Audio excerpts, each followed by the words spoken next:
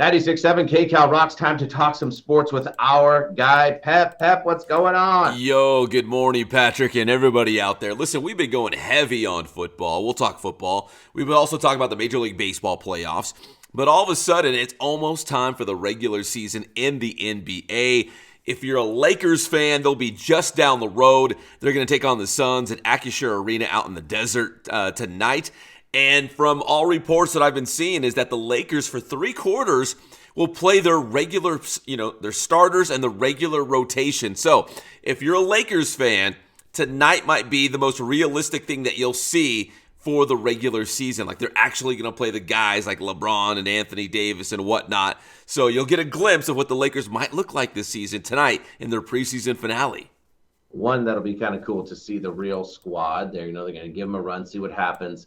And then 2, I can attest that the excitement out in the desert is very high because they're kind of going to put on a show. They're in a different place. And so people are very pumped out there in the desert to see LeBron. I have to say there's many school children who are going to this game who have never seen LeBron before, and they are super pumped. Yeah, and I love when they do that, too, when they go to these places that don't normally have NBA basketball. In fact, the Lakers used to play, some games in Ontario. I remember covering the Lakers at games in Bakersfield. I think they've popped up in Fresno before. Like some of these other places kind of just spread the brand, spread the game a little bit, and go to these places that wouldn't normally get NBA basketball. I think it's awesome.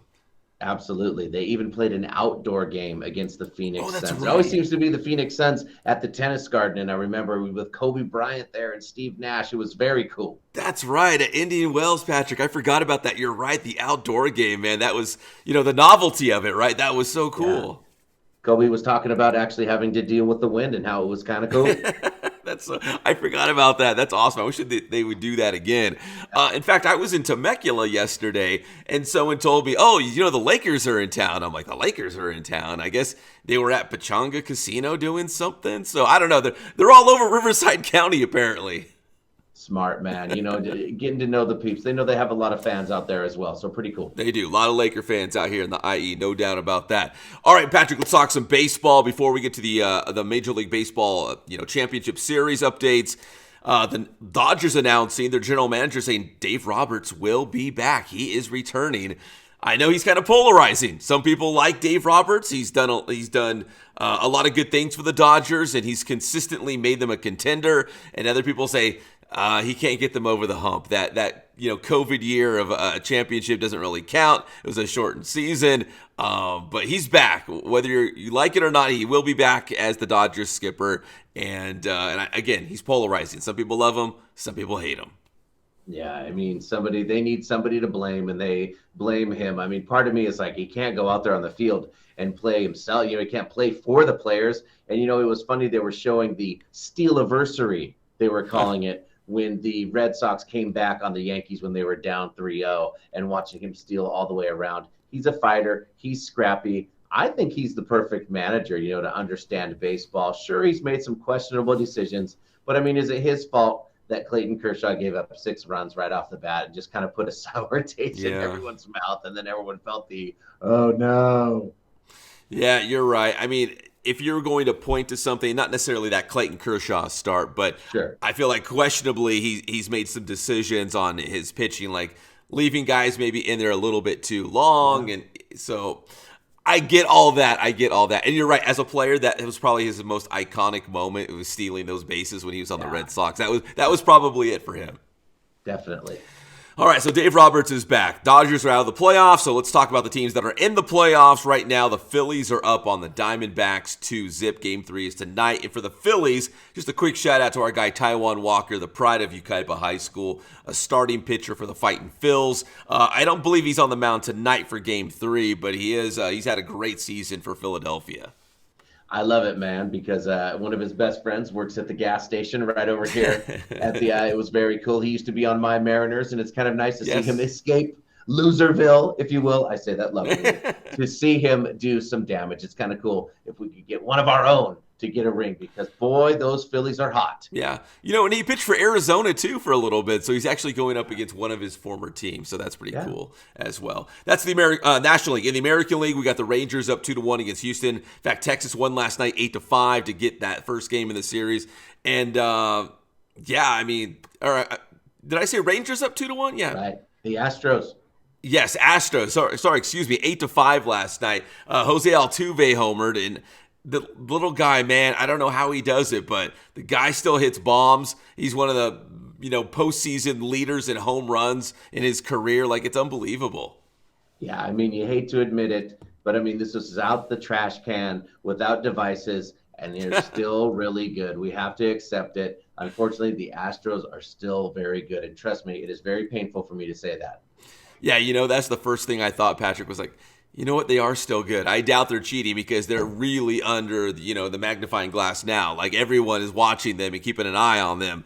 They're just good, man. They're just flat out. And a couple of those core guys are still there, like Altuve and Alex Bregman. So they're good. They're just flat out good. They can play.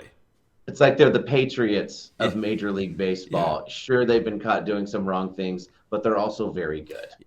Yeah. I mean, I don't know if I'd call it a dynasty, but it's pretty close to a dynasty at this point because a couple of World Series, over the last decade, they've been the model of consistency. Yeah, so the Houston Astros, everybody. Yep.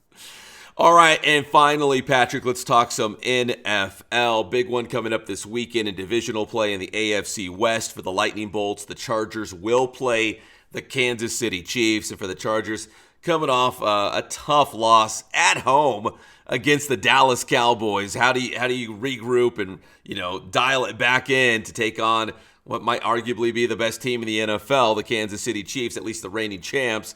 How do you maybe steal a road win now against Kansas City, who looks a little vulnerable, but still one of the best teams in the NFL? Kind of a similar feeling. Just can't quite get over the hump. Sure. Finally, he didn't play as well at quarterback, of course, Justin Herbert, but kind of the same feeling. And talk about heat.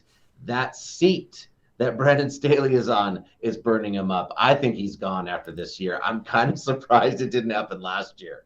Yeah, me too. Like, he's been on the hot seat for a little bit. And the thing as well with Brandon Staley is that he, kind of like Dave Roberts, I guess, a lot of people second guess some of his aggressive decisions. So they'll be like, oh, the Chargers lost. Staley shouldn't have done this, and he shouldn't have done that. So, yeah, he is 100% on the hot seat. They need to get some wins and be competitive, or I think his run is done. So, I don't know. I mean, they've got a good team. They've got some talent. But like you said, Patrick, they just can't figure it out. Like, they just get in their own way, and they just can't get over that hump. If he makes another decision that costs him a game, I mean, it is the final nail in the coffin. I feel like it's already done. And it might be. I mean, I don't know what they would have to do, rattle off like 7 or 8 straight wins to kind of, right the ship for him at least. But yeah, I don't. I'm not sure what that scenario looks like where he turns things around, he keeps his job, and the Chargers are a serious Super Bowl contender because right now they're not even a playoff team. They're going to have to fix some things, which they have the talent. That's the thing. They have the talent. They've got some guys. They just can't figure it out. It's tough, too, when they are loaded with talent like you're talking about. And then across the street, Sean McVay is making it work with a toothpick and some duct tape. Yeah. People are saying, yes, the Rams won a Super Bowl with Sean McVay as the head coach, but this year might be his best head coaching season, what he's done with this team. Yes, they got Matt Stafford. They got a couple great receivers. But really, this is not his best team, and they're playing some really good football across the street. They got the Steelers this weekend, in fact. That's right, man. We'll catch up with Pep on Monday to see all what has happened. It will be a different story as always. Pep, tell them how to get your stuff. Hey, get my stuff anytime on Inland Sports, Instagram, Twitter, Facebook. We're also on YouTube. That is Inland Sports. Thanks, Pep.